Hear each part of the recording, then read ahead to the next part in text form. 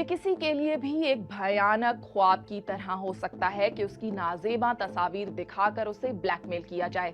इस अमल को सेक्सटॉर्शन कहा जाता है और ये मसला इस वक्त पाकिस्तान में बहुत तेजी से बढ़ रहा है। ब्लैकमेलर्स आमतौर पर कुछ इस तरह के हथकंडे अपनाते हैं। वो ये दावा करते हैं कि उनके पास आपकी काबिल एतराज तस्वीर मौजूद हैं और साथ ही वो इन तस्वीर को पब्लिक प्लेटफॉर्म्स पर शाया करने की धमकी भी देते हैं।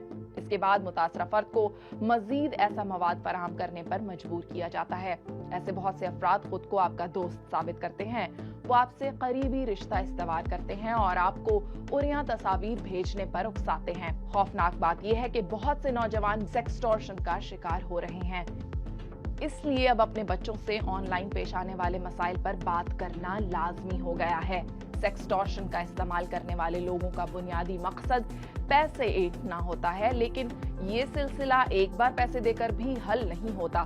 ऐसे अफराद बार बार पैसों का तकाजा करते हैं। इसलिए होशियार रहें और फौरी तौर पर हुकाम को आगाह करें।